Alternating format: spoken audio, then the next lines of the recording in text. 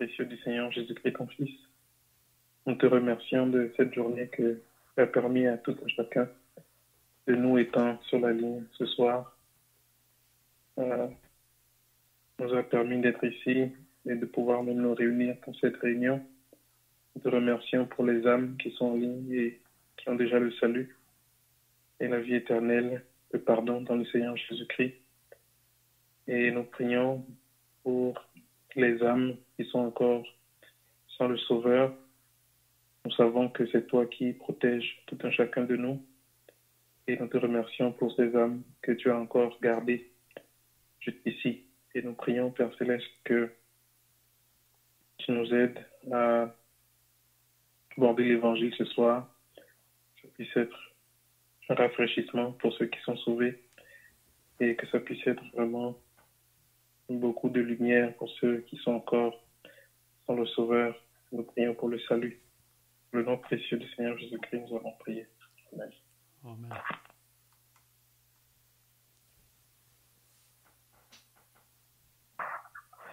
J'aimerais lire dans Ecclésiaste 2, verset 16. Quelques petites lectures. Ecclésiaste 2, verset 16.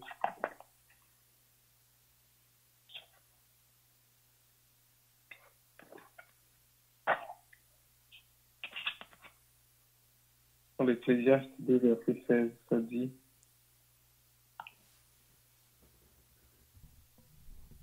si on lit au verset 15, et j'ai dit en mon cœur, j'aurai le même sort que l'insensé. Pourquoi donc ai-je été plus sage? Et j'ai dit en mon cœur que c'est encore là une vanité, car la mémoire du sage n'est pas plus éternelle que celle de l'insensé, puisque déjà les jours qui suivent, tout est oublié. Et quoi, le sage meurt aussi bien que l'insensé. Ecclésiaste 2, versets 15 à 16. J'aimerais lire maintenant dans l'Apocalypse au chapitre 20. Apocalypse au chapitre 20. Dans l'Apocalypse au chapitre 20, nous lisons au verset 11. Ça, c'est l'apôtre Jean qui parle. Puis je vis un grand trône blanc et celui qui était assis dessus. La terre et le ciel s'enfuirent devant sa face, et il ne fut plus trouvé de place pour eux. Au verset 12, nous lisons: et je vis les morts, les grands et les petits, qui se tenaient devant le trône. Des livres furent ouverts, et un autre livre fut ouvert, celui qui est le livre de vie. Et les morts furent jugés selon leurs œuvres, d'après ce qui était écrit dans ces livres. Ensuite, nous lisons au verset 15, quiconque ne fut pas trouvé écrit dans le livre de vie fut jeté dans les temps de feu. Pour une dernière lecture, nous lirons dans Romains 8, au verset 1. Romains 8 au verset 1, inspiré par le Saint-Esprit, l'apôtre Paul écrit: il n'y a donc maintenant aucune condamnation pour ceux qui sont en Jésus-Christ. Il n'y a donc maintenant aucune condamnation pour ceux qui sont en Jésus-Christ. En effet, la loi de l'esprit de vie en Jésus-Christ m'a affranchi de la loi du péché et de la mort. Car, aux impossibles à la loi, parce que la chair la rendait sans force, Dieu a condamné le péché dans la chair, en envoyant, à cause du péché, son propre Fils, dans une chair semblable à celle du péché. Et cela, afin que la justice de la loi soit accomplie en nous, qui marchons, non selon la chair, mais selon l'esprit. Ce sera tout pour la lecture ce soir. J'aimerais parler commencer par parler de notre capacité à oublier. On est comme les êtres humains. Il y a toutes sortes de choses qu'on oublie au fil des années. Des fois, on passe à travers certains moments difficiles et on passe à travers, on laisse ça derrière nous. Ça peut rentrer dans l'oubli. Des fois, il y a des amis proches ou des êtres chers qui peuvent nous quitter. Et sur le moment, ça peut être très douloureux. On peut penser à eux pendant un long moment. Et à un moment donné, ça aussi, où la mémoire de ces personnes-là peut aussi rentrer dans l'oubli, même si de temps en temps, on peut penser à eux. Mais en général, dans le gros des choses, on a souvent ces personnes-là dans l'oubli. Et il y a d'autres choses aussi que nous oublions au fur et à mesure que nous évoluons dans nos vies sur la terre. Nous oublions aussi le péché qui est en nous. Vous savez, quand on est jeune, en grandissant, des fois on peut apprendre que bon, telle chose c'est pas bien ou telle chose c'est pas bien. Et certainement à certains moments on a fait des choses qui n'étaient pas bien et on savait que c'était pas bien. Mais là, des années ont passé et puis on est à d'autres étapes dans nos vies et on fait d'autres choses et on a oublié, par exemple, euh, les péchés que nous aurions commis à certaines époques de nos vies. Des fois, on peut se rappeler de certaines choses, mais des fois, on oublie d'autres. Et en ce qui concerne les êtres humains, nous lisons dans la parole que même si aujourd'hui, certaines personnes peuvent penser que la vie se termine une fois qu'on meurt et on fait ce qu'on a envie de faire et puis une fois qu'on meurt, c'est fini. Et puis après, de toute façon, on sera oublié. En réalité, la parole de Dieu nous dit que ce n'est pas comme ça que ça se passe. Nous avons lu dans l'Apocalypse au chapitre 20 une révélation que le Seigneur avait montrée à l'apôtre Jean par rapport à certaines choses qui allaient venir dans le futur. La partie que nous avons lue, c'est vraiment la partie qui concerne le jugement. Et nous avons lu qu'il y a eu des grands et des petits qui étaient devant ce trône-là, des vieillards, et qu'il y a eu plein de livres qui ont été ouverts. Et qu'il y a aussi eu le livre de vie. Et nous avons lu que ceux qui n'ont pas été trouvés dans le livre de vie ont été justement condamnés. Et ceux-là qui n'étaient pas dans le livre de vie ont été jugés selon leurs œuvres. Donc on peut voir dans la parole de Dieu que ce que nous faisons ici-bas sur terre, même si nous-mêmes on peut oublier, ça peut nous arriver d'oublier certaines choses. Si jamais on se retrouve devant Dieu sans avoir notre nom, par exemple, inscrit dans le livre de vie, on sera rappelé de toutes ces choses-là. Toutes nos œuvres vraiment seront dévoilées devant nous à ce moment-là, même si on a peut-être pu les oublier pendant notre pèlerinage sur la terre. Fait que c'est très important vraiment de s'assurer qu'on fasse le nécessaire pour ne pas se retrouver dans une situation où c'est fini, c'est déjà trop tard. On ne peut pas arranger les choses et on est obligé de simplement subir les conséquences. Et Dieu nous montre ainsi vraiment qu'il n'oublie pas le péché. Dieu n'oublie pas le péché de l'homme. L'homme, avec son péché, il ne s'est pas repenti devant Dieu. Le péché de cet homme-là n'est pas oublié. Donc, même si on peut avoir des mauvais jours sur la terre ou de beaux jours, ça ne change rien. Et l'homme n'a pas pris le temps de faire la paix avec Dieu durant son vivant, les péchés qu'il a commis ne sont pas oubliés par Dieu. Ces péchés-là seront rappelés à cet individu-là à un moment donné, et cet individu devra subir les conséquences éternelles. C'est pas juste les conséquences, tu poses une mauvaise action et puis on te punit un peu et puis après, bon, la vie continue. C'est vraiment des conséquences éternelles. On a parlé de l'étang de feu. Et quand on lit dans la parole aussi, on sait qu'il s'agit de la séparation de Dieu, être séparé de Dieu pour l'éternité. Fait que le péché est quelque chose que il faut vraiment que nous ayons à cœur. Si nous n'avons pas encore fait la paix avec Dieu, il faut vraiment qu'on puisse avoir à cœur, mais comment est-ce que je peux m'assurer que la mémoire de mon péché soit effacée à jamais en ce qui concerne Dieu.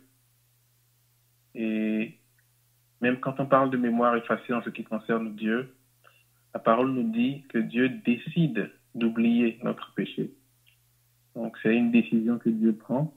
Il oublie notre péché si nous faisons la paix avec lui en étant réconciliés par le Seigneur Jésus-Christ, qu'il a envoyé justement afin que lui, il subisse ce que chaque être humain doit subir à la fin comme châtiment.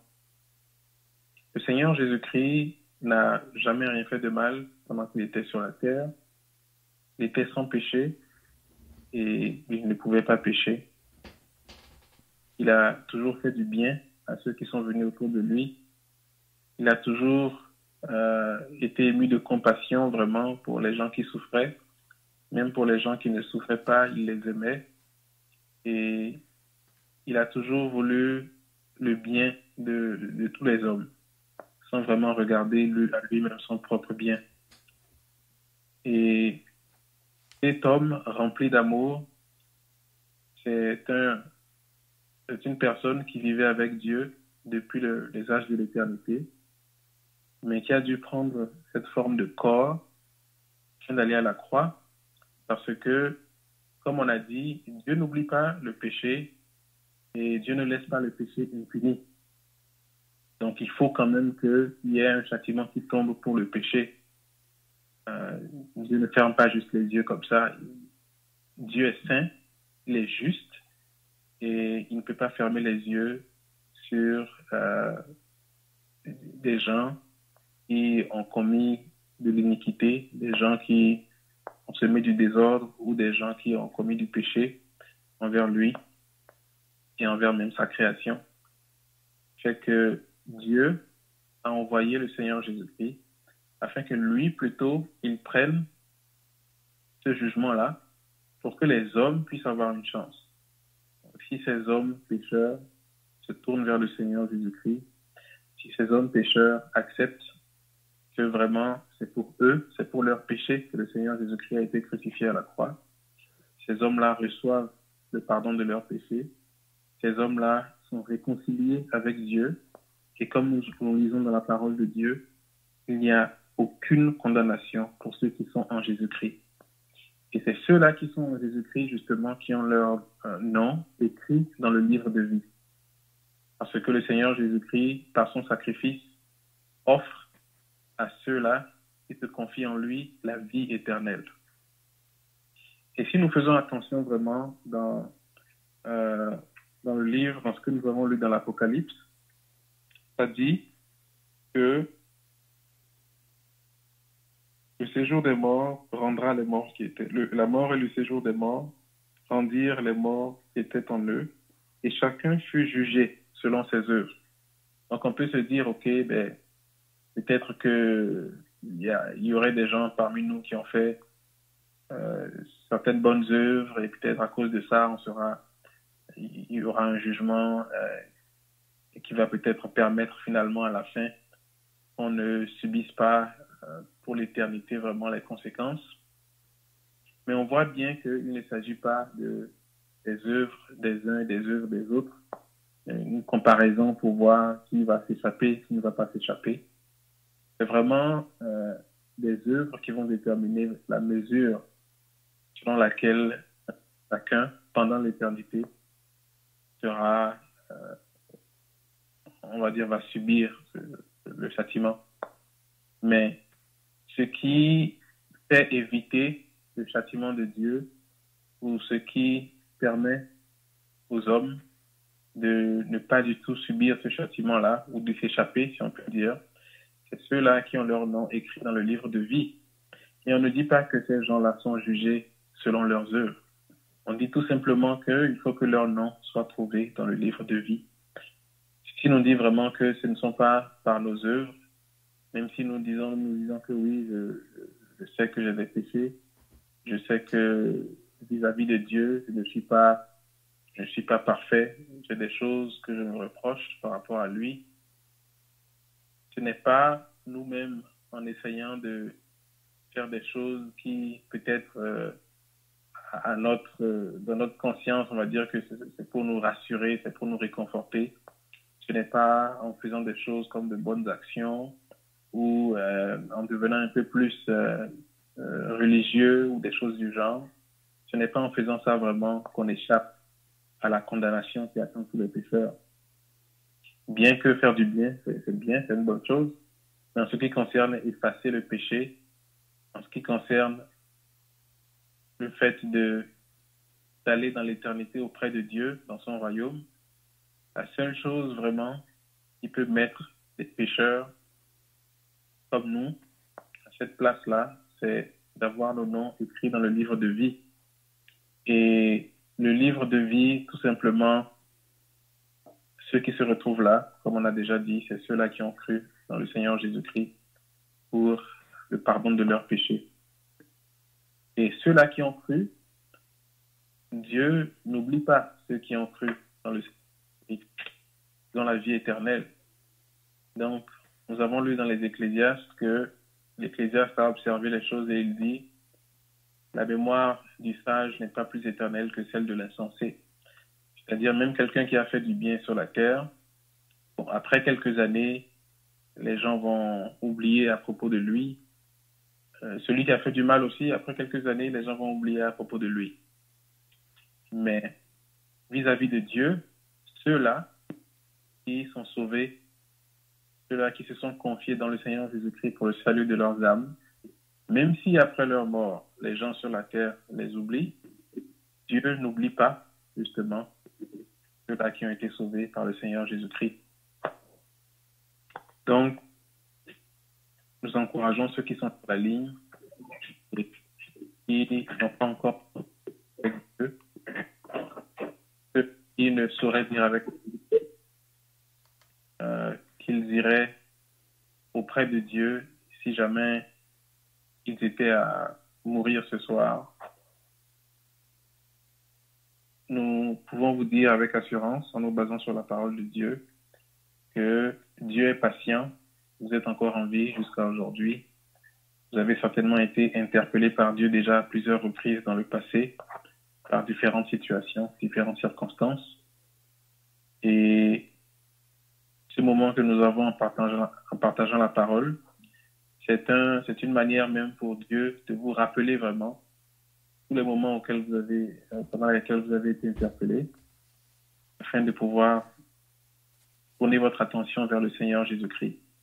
Dans le monde que nous vivons, le monde dans lequel nous vivons aujourd'hui, il y a beaucoup d'efforts qui sont mis pour que l'homme oublie vraiment à propos du péché. Déjà, le mot péché n'est pas un mot qu'on entend aujourd'hui dans le vocabulaire courant. Ça, c'est une chose. L'autre chose, c'est que la pensée même de la vie après la mort, c'est devenu totalement dérisoire, c'est-à-dire c'est devenu chacun pense ce qu'il veut. Bon, c'est devenu quelque chose avec lequel on s'amuse. Et non seulement ça, il y a beaucoup maintenant de messages qu'on peut entendre qui disent que l'essentiel, d'être en paix avec soi-même ou des choses du genre. Euh, Il y a plein de choses vraiment qui nous entourent et qui veulent enlever les yeux de l'homme sur l'importance du péché vis-à-vis de Dieu, qui veulent détourner les regards de l'homme sur le fait que il y aura un moment où la mort va subvenir et que après cette mort-là, il va falloir rendre compte au Créateur. Et donc, des réunions comme celle-ci sont des réunions que Dieu utilise pour essayer d'arrêter tout un chacun avec tout le tralala quotidien, les va-et-vient, de faire une pause et de penser vraiment à l'éternité. L'éternité, c'est pas loin. L'éternité, c'est tout près. Et le Seigneur Jésus-Christ est venu, il a accompli son travail à la croix pour tout un chacun de nous, ici ce soir sur la ligne. Et ceux-là d'entre vous qui écoutez et qui n'avez pas encore cette assurance, c'est vraiment un privilège qui vous est offert ce soir de penser à vos péchés, de penser au prix que Dieu a dû dépenser. Nous avons lu dans Romains que Dieu a condamné le péché dans la chair en envoyant à cause du péché son propre fils, dans une chair semblable à celle du péché. Et cela afin que la justice de la loi soit accomplie en ceux qui croient, en ceux qui marchent, non selon la chair, mais selon l'esprit. Donc, Dieu a dû vraiment donner celui qu'il aime le plus afin que lui, il reçoive le châtiment à la place de vous qui êtes en ligne ce soir. Et Dieu vous aime. C'est la raison pour laquelle vous écoutez ce message. Et il faut vraiment prier. C'est que c'est pas de temps en temps, enfin, il peut y avoir des distractions, des choses comme ça. Mais il faut prier Dieu afin de persévérer, afin de ne pas laisser tomber le sujet du salut tant que ce n'est pas réglé. Tant que ce n'est pas réglé. Et Dieu lui-même, voyant vos cœurs, va pourvoir, comme il fait toujours, afin que vous puissiez obtenir la paix, si vraiment c'est ce que vous cherchez auprès de lui. Donc, ce sera tout pour ce soir. Et que Dieu bénisse sa parole, que Dieu prenne soin de vous et des familles même qui sont représentées ici ce soir. Amen.